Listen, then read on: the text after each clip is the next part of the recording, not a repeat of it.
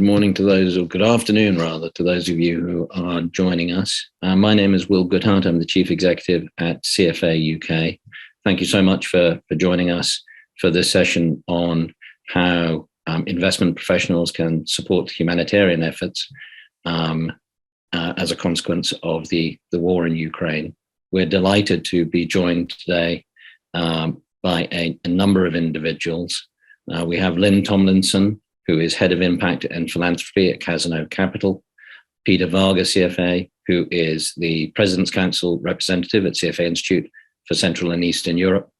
And we have Alexei Sobolov, who is CFA, who is chair of the CFA Society in the Ukraine. We also have a recording from Karina Litvak, who is on the board of governors at CFA Institute, and who's done a lot of work with refugees.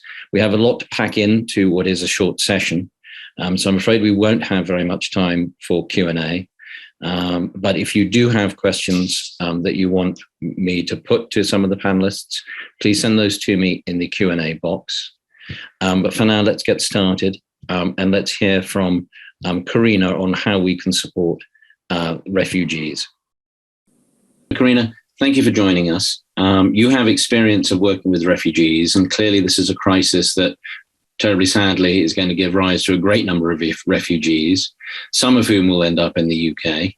I wondered if you had advice for people joining us today on how practically you go about welcoming a refugee into your home. Sure. Well, thank you very much. Look, I've been doing this for going on 5 years now, so obviously not with Ukrainians, with Syrians and Sudanese and Afghans and so on. I think the first thing you want to establish is an understanding of space.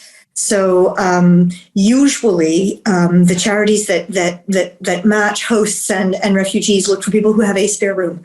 I've seen lots of people open up their living room sofa to people, and I certainly would be happy to do that. But typically when it's done in a kind of an organized, systematic way, you have to provide them with a separate room, which if it's going to last more than a few days or weeks is actually wise, because oftentimes these are people who are traumatized and they need a place that is theirs, that is safe. One thing, for example, that I say to them, I will not enter your room without your permission. You have to keep your room cleaned. You have to respect the standards of my home, but this is your space. And then different people have different rules about use of common space. My approach is help yourself, use the kitchen, use the living room, use the garden. But and typically I find that my guests are extremely reticent. They don't want to intrude, they don't want to impose. And so it's really up to me to say, no, please come and sit down, make yourself comfortable, join us for dinner, that sort of thing. Here, I don't think we're going to be running into any kind of dietary issues the way you might with Muslim guests, but generally speaking, being understanding of the fact that food is actually an important part of being comfortable, and letting them keep their own food in the fridge. I let them cook. In fact, I let them cook for me if they're willing. But mealtime is a really important time to sort of spend time together. I don't have children at home anymore. My one regret is I wish I'd done this when I did, because I think it's immensely enriching for children to see what we as individuals can do to alleviate the horror of what's happening in the world in a small but very practical way for people. So, oftentimes I've had people say, oh, but I've got children. Is that safe? Of course it's safe. These are people who have just experienced the most acute condition of not being safe. So I've never, and I've had over 30 people come and go through my house, I have never, ever had a situation where my safety was at risk or never anything stolen. It's so completely alien to the circumstance. I mean, people are just so grateful that they have a place that's safe. And how long typically does somebody need to commit to an individual or to a group of individuals for? And what kind of other practical support beyond sort of providing a room and a bathroom and or offering people to sort of to join you in the rest of the house? What other practical support do you find that you often provide to refugees, or that a refugee agency would expect you to provide? So it depends on which charity you're working with. The one that I've worked with, which is called Refugees at Home and is the biggest and oldest and most established, what they say is, look, we're asking you to provide a room, just a room, a safe, dry, clean, warm room. What you do in addition is up to you. I've always offered room and board. Many of the people who come actually buy their own food and feel badly using my food, but I always make it available.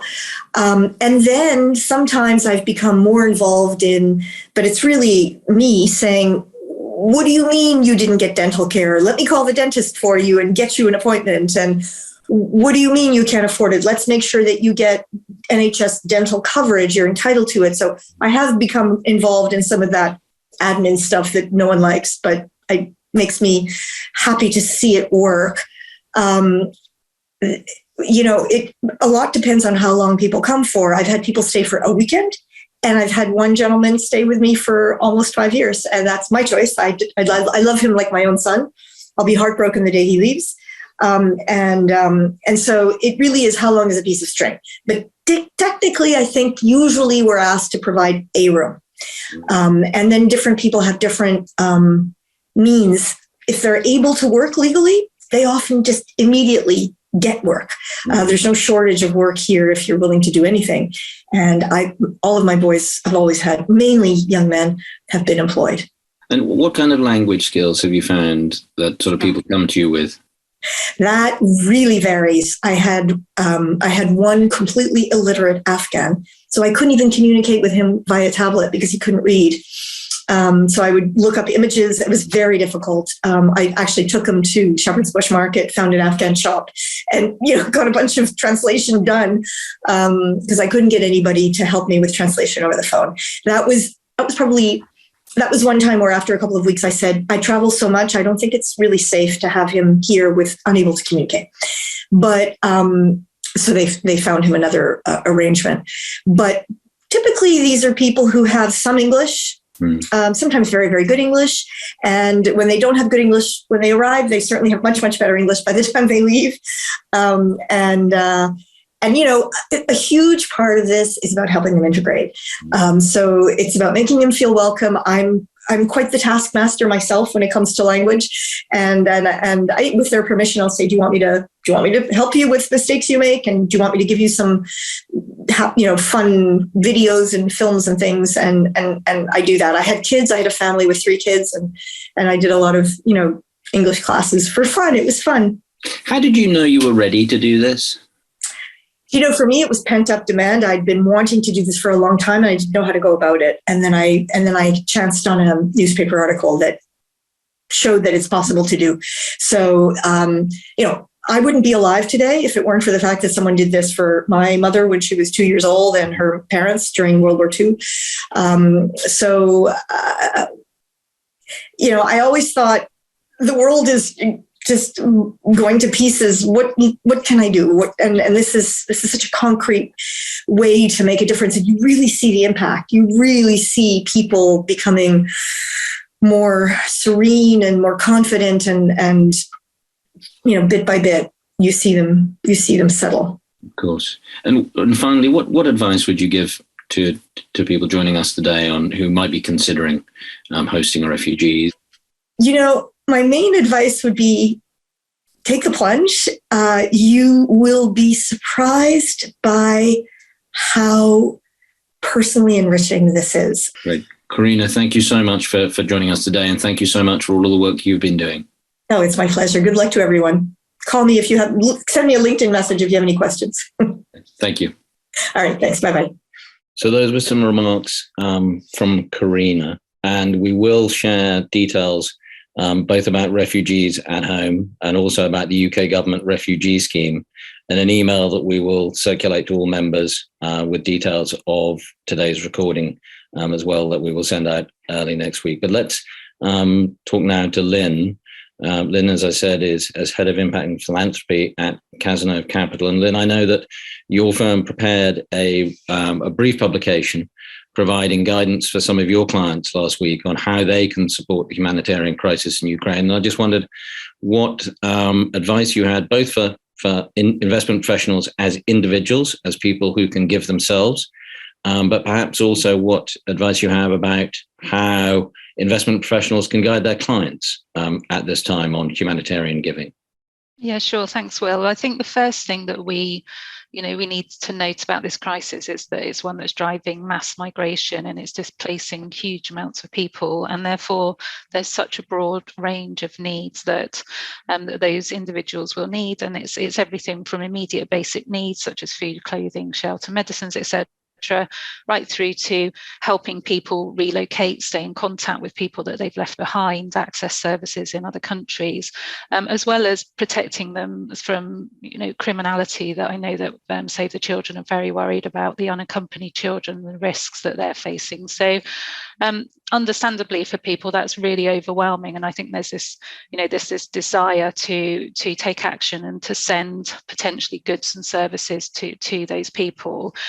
One thing that we've been encouraging is saying that cash is best in an emergency situation, and donating via local and international organisations that have experience of disaster relief, that really know the communities and are on the ground in countries, is really important. And there's a couple of reasons for that, because while there's potentially a rush to donate goods and services, by the time they get there, especially as the UK is now out of the EU, things have moved on. You're also adding stress to the operational, the operations in those countries, because those charities have to sort and distribute those goods.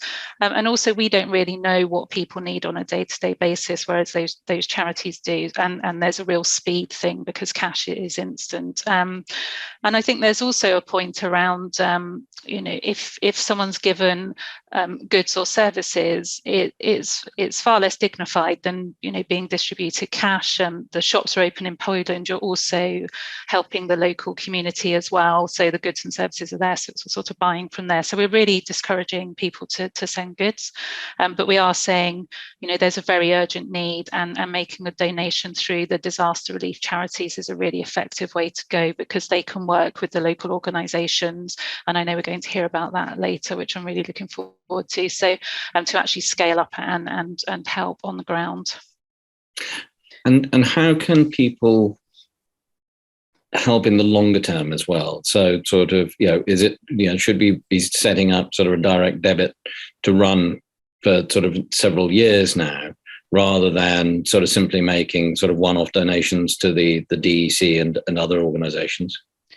Yeah, so what we've been saying, and it was very similar actually to what happened during COVID, is that people can identify the amount of money that they've got to give and the assets that they've got to give, and thinking about splitting that, because as you've identified, there's obviously this immediate crisis, but this is going to be a really long-term running issue. And I think one of the things that's driving a lot of this good sending, I think, is that, and your colleague just talked about it, about that personal impact you can have, and you can see you don't really get that with cash delivery, donations to these large charities.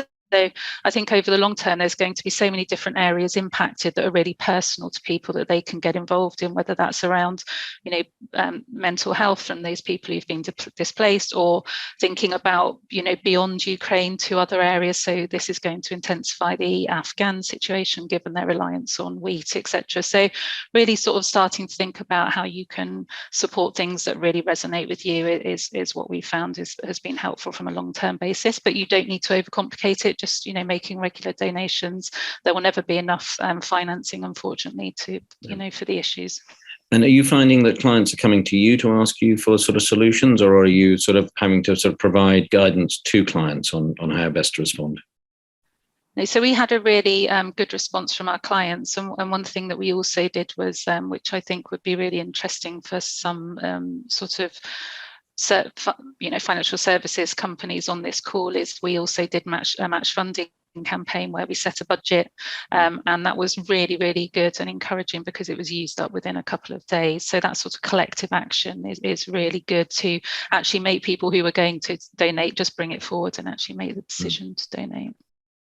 Thank you. And I suppose on that theme of collective action, Peter, could you tell us some of the things that that you're working on with the societies that neighbour CFA Society Ukraine, and also more on behalf of CFA Institute at a global level? Yeah, so basically 3 weeks ago, after the first shock and disbelief, it was my first thing to reach out to Alexei, the president of the Ukrainian Society. And it was great to hear that they are safe, and I'm glad he could join us today. And after that, I spoke with the leadership team at CFA Institute to consider special measures for those affected by the war. And they are now watching it closely together with us, monitoring the situation. So far, they made a donation to the Red Cross locally in Ukraine, and they are planning to do further actions to help the local societies. And I can say I've always been proud of the volunteers in our region. This is a great region, Central Eastern Europe. However, they went the extra mile because while I was thinking what to do next, I got a call immediately from the Slovakian president. And he said we had to do something together. And he reached out to the president of the neighboring countries of Poland, Hungary, and Romania. And they quickly agreed to help the Ukrainian members and their families. They sent a letter to the Ukrainian society immediately on email. And since then, we are helping them individual cases one by one. So if they reach us with any help, we can help in Slovakia, and many people go to Poland, also Romania down to Bulgaria, for example. And after that, we went on these initiatives. We have two big initiatives. One is the first, we are planning to do a special fund, collecting money from the membership of CFA Institutes. And it will be very symbolic because we want to use a crowdfunding model. And it would be symbolic because the money we want to get from the CFA members to CFA members and their families affected by the war. And they are working on the details at the moment. So watch out for updates in the coming weeks soon. And we believe we can make a bigger impact with that because it's not just going to a large organization. We will really help the CFA family in the region. Yeah. The second initiative is so-called the non-monetary help.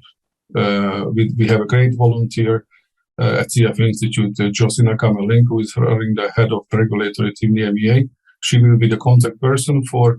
We are planning to open a special site on the Ukrainian society site where we would put all the efforts and information and offers we can help to those people affected, including job offers and accommodation, and also anything else, how we could help these people.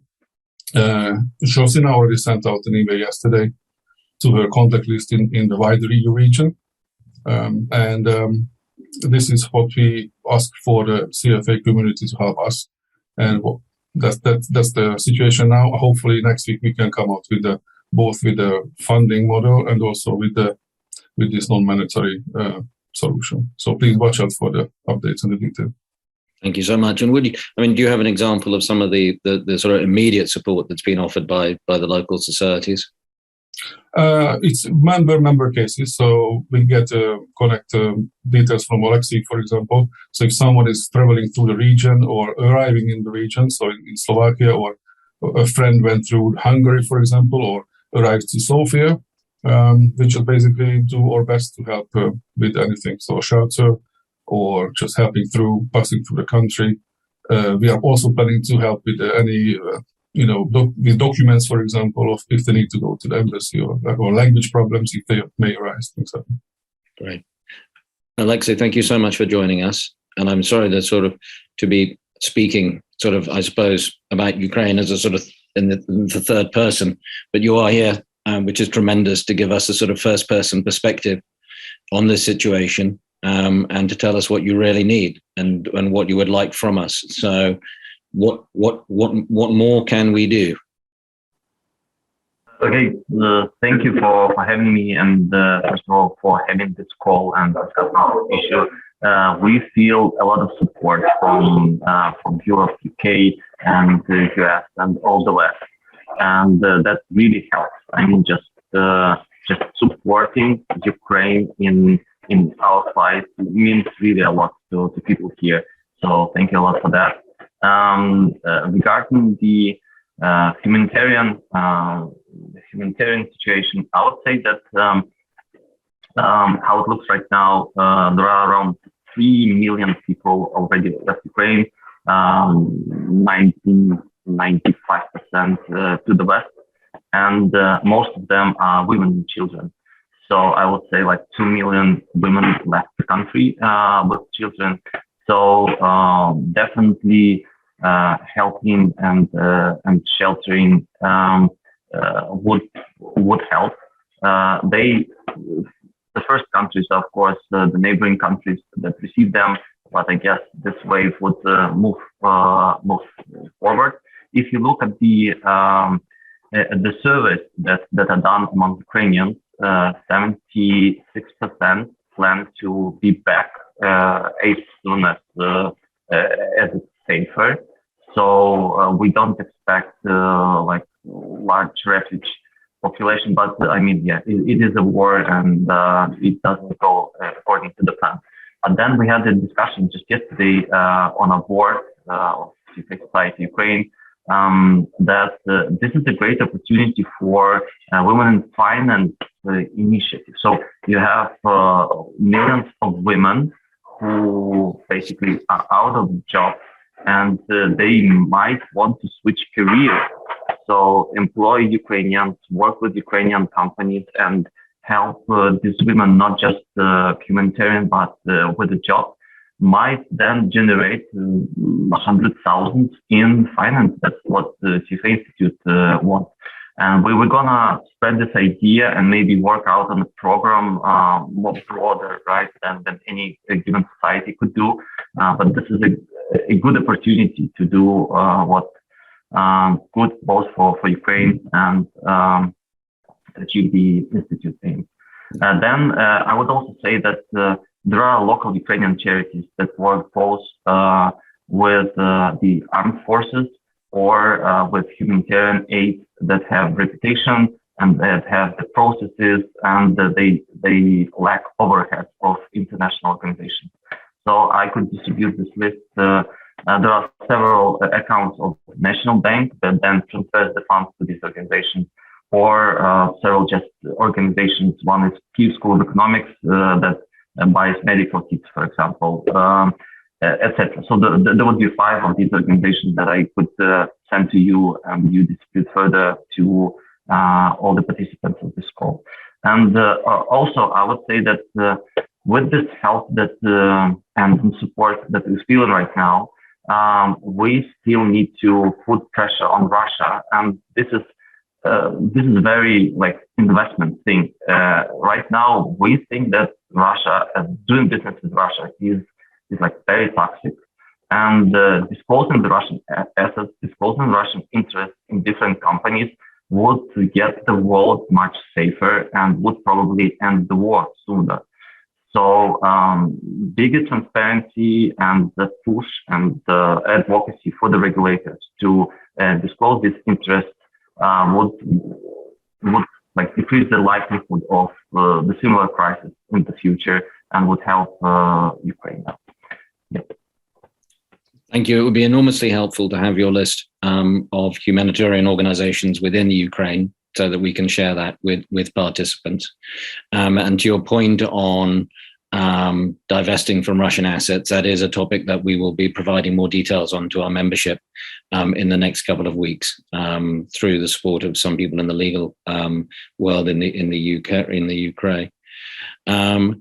What is your own position there? You worked originally in Kyiv, and now you're in Lviv, and has your own family experienced sort of relocation to other countries? Yeah, we have I have 2 stories regarding all this like relocation and how the war affected us. So at the first day of the war, we moved to our parents' house, which is outside of Kyiv. It's north of Kyiv, so a bit closer to the Russian border, but still it's in a remote location. And we were staying there with all the relatives from Kyiv, like 12 people in a house, but it was fine for the first 11 days until the Russian tanks got like into neighboring villages. Afterwards, everybody evacuated. So my parents and my family, the wife and 2 kids, they moved to Slovakia, and all the neighboring societies, they were really, really helpful. And what we feel and they feel there, that the people in Slovakia, they really, really want to help. And one anecdotal story is that they live right now in the suburb of Bratislava, and my wife asked for a kid's bike if anyone would share. So for the last 3 days, they have this row of people just coming in, but the bikes, they already got one, but it doesn't matter. The people still showing up and providing more. So, and that really means a lot to us. And also the director of our society, CFA Ukraine, Anna, she moved to also to the Kyiv suburb the first day, wasn't lucky, and got already in the part where Russians started shelling the small village. She was there for a week without the water, electricity, hiding in a shelter. She's with her husband, grandma, and young daughter. She's fine. She has been evacuated 4 days ago. Safe. So I'm right now in Lviv. It is in Western Ukraine, and many of the government organizations and big Ukrainian companies have second offices here. So it's right now a like really vibrant city, and it is relatively safe here. Thank you. And just to the point about starting to think about how CFA members and other investment professionals can contribute to the reconstruction of Ukraine when we have peace. How have you got any guidance on how we should start to think about that, and which agencies we should be thinking about supporting? I'm not sure about the actual mechanism. So I was involved in this very early group that drafted the document for the government on the practice of reparations and then rebuilding what has been lost to the war. And what we understand right now is that part of the assets confiscated or foreclosed from Russia and proceeds from sale of these assets would be used towards the rebuilding of Ukraine. There are legal mechanisms to do that, and it was done before. So that's the how is going to be done. Probably through I don't know, some either trust fund and then World Bank, EBRD, and UN type of organizations. But it is still early to discuss this kind of mechanism. So right now the government is working on the reparation side, and then we will see how it works here. Yeah. Well, you have all of the best wishes from CFA UK, and as I'm sure you do, from everyone across the investment community. Alexei, Peter, Lynn, thank you all very much indeed for your contributions today.